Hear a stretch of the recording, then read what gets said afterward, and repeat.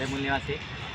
आज आम्ही भारतीय बेरोजगार मोर्चा जिल्हा अध्यक्ष विलास गांगुर्डे, त्याचप्रमाणे भारत मुक्ती मोर्चा प्रभारी सैंदाने सर, लवजी क्रांती मोर्चा खानदेश प्रभारी ॲडव्होकेट रवींद्र कांबळे व मी स्वतः ॲडव्होकेट अमोल पठाडे, भारत मुक्ती मोर्चा जिल्हा अध्यक्ष, आम्ही या सर्वांच्या माध्यमातून या ठिकाणी चंदू चव्हाण जे आहेत, जे रिटायर्ड आर्मी ऑफिसर होते, त्यांना ज्याप्रमाणे पाकिस्तान आणि भारत या सर्जिकल स्ट्राईकमध्ये ते देखील त्या ठिकाणी ते होते आणि त्यावेळेला त्या ठिकाणी त्यांना पाकिस्तानमध्ये जाऊन त्यांनी पाकिस्तानच्या ज्या सीमेवरती गेले आणि त्या ठिकाणी चंदू चव्हाण यांना पाकिस्तान आर्मीकडून अशी 4 महिने जवळजवळ त्यांना कैद करण्यात आली आणि त्या ठिकाणी त्यांना अनेक प्रकारची यातना देण्यात आली।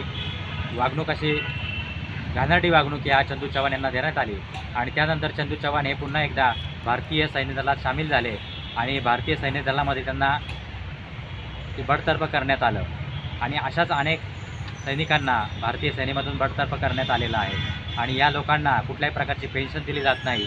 त्याचप्रमाणे त्यांना असा शेरा मारलेला आहे की त्या शेऱ्याच्या अंतर्गत त्यांना इतर कुठल्याही नोकऱ्या करता येत नाही।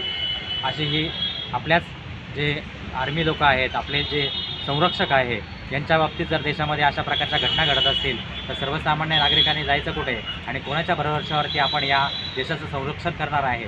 तिथं जो संरक्षण करतो अशा व्यक्तीचं जर या ठिकाणी त्यांना अन्याय होत असेल तर या शासनाला माझी विनंती आहे की आम्ही भारतीय बेरोजगारांच्या माध्यमातून या ठिकाणी जे निवेदन दिलेलं आहे त्या निवेदनात आम्ही मागण्या केलेल्या आहे की या लोकांना पेन्शन दिली जावी, त्यांना तो बडतर्फेचा जो शेरा आहे तो भारतीय संविधानाच्या 16 आणि आर्टिकल 21च्या प्रमाणे त्या तो शेरा काढण्यात यावा की जेणेकरून त्यांना इतरही ठिकाणी नोकऱ्या करता येतील।